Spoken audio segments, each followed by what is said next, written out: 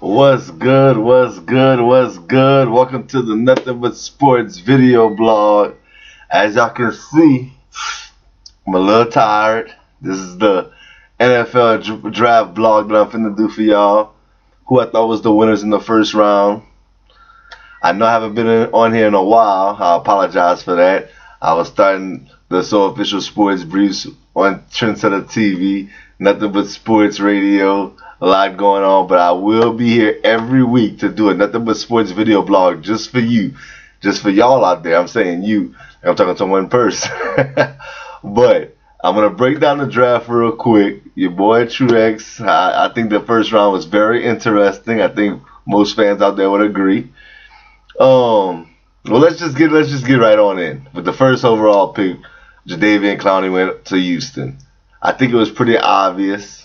I think they had to go that route. In my mind, Jadeveon Clowney was clearly the best player in the draft as far as from a talent perspective. 20 years from now, I don't know if he's going to be the best player that was drafted in this draft, but just from a talent perspective, I can understand it. I think I would have did the same thing, taking Jadeveon Clowney to team up with J.J. Watt. Here's what I'm going to do. Instead of going through every single team, I'm going to go through the biggest winners and losers. Okay, biggest winner to me. And everybody knows that I wasn't the biggest Johnny Manziel guy out there. But I did say, however, if there was one place that Johnny Manziel would flourish under a system was Kyle Shanahan and the Cleveland Browns. I love what they did. Not only did they draft Justin Gilbert. Now, understand, Justin Gilbert's a good corner. They addressed the need. But I like Darqueze Dennard a little bit better. But I understand. They went Gilbert. I can understand you got Joe Hayden on one island. Let's put another good corner on another island. Gilbert's going to bring some return game to the Browns. So I'm okay with it. Good man-to-man corner. I would have went Dennard, but I'm cool with that, Gilbert. But then to come back and draft Johnny Manziel, move up from 26 to 22 and take Johnny Manziel, Johnny Football, was a brilliant move in my opinion. You have Josh Gordon, you have Jordan Cameron, you got Ben Tate, you still got Joe Thomas, you got a pretty good offensive line, a really good defense in my mind. Drafting Barkevious Mingo, who didn't have the great rookie year that we thought he was going to have, but now a year later, maybe able to step up to the plate. You picked up the Dante Whitner. I thought he was going to be Hittner, but he's Whitner. You got him in the offseason. So I like what the Browns are doing. I think they're a team on the rise. And I'm just putting it out there, AFC North. Y'all better be careful, because Johnny Football and company may have something to say about who's going to win that division this year. Y'all heard it here first. I never said they're going to win, but they will be a team that you have to be reckoned with. Okay, another team that I love what they did. The Tennessee Titans. Last year, anybody that follows me on Twitter knows, by the way, y'all can follow me on Twitter at IamTrueX. That's very simple. IamTrueX on Twitter. Answer any one of your sports questions. But last year, if you follow me on Twitter, I said the best player in last year's draft was Chance Womack out of Alabama. Now, I can't say he had the greatest year of them all, out of all the rookies, but going forward, I love Chance Womack. I think at the end, when it's all said and done, he will be the best player from last year's draft.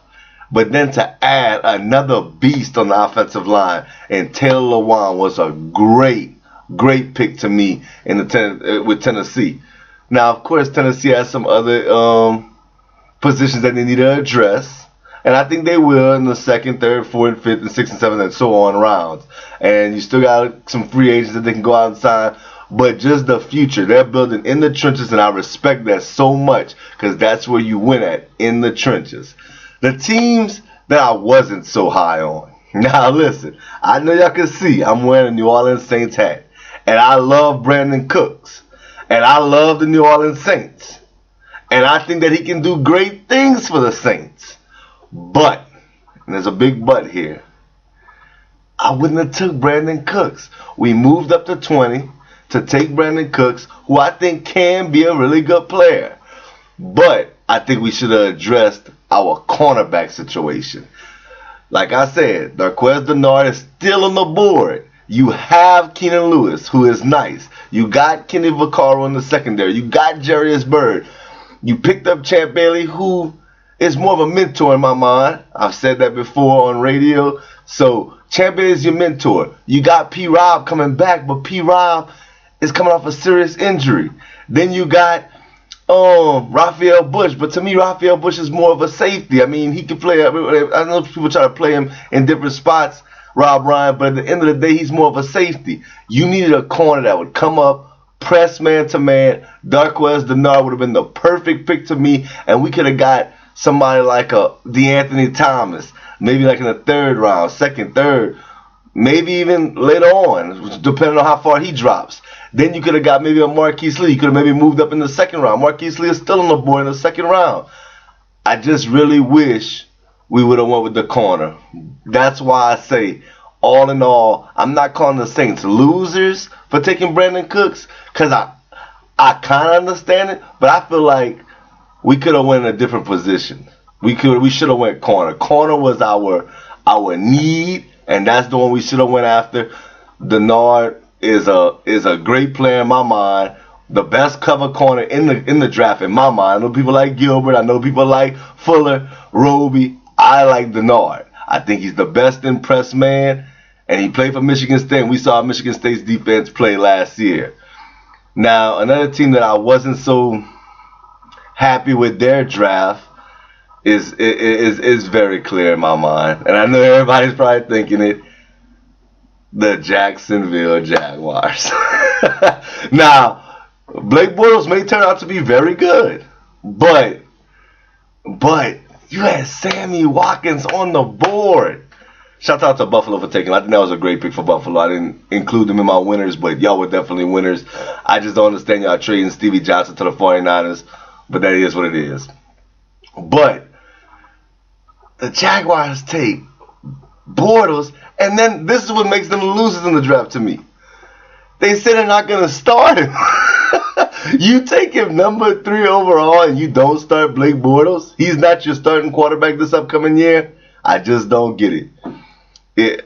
You had Sammy Watkins, you had Khalil Mack. You could have went Johnny Manziel just for box office purposes, and I think people would have understood. But they went Bortles. I guess it is what it is. Like I said, make sure y'all follow me on Twitter at IamTrueX. Any sports questions, I got y'all. I'm moving up in the rankings as far as a sports personality on radio. It's because of y'all. Y'all showing me so much love. I appreciate it. I salute to y'all. And I'm going to keep working hard for everybody out there that needs to know sports. But you know they're working a little hard at their job, or they're in school and they don't have the time to keep up with it. Follow me on Twitter. I got y'all. And last but not least, please subscribe to my YouTube page, Nothing But Sports Video Blog, and check me out each and every Tuesday night on the Nothing But Sports Show on Black Flag Radio at 10 o'clock. Well, not a lot. We changed the time. 9 o'clock Central Time, 10 o'clock Eastern Time, and 7 o'clock Pacific Time. It's y'all boy Trez, the sports guy. I'm out. Peace.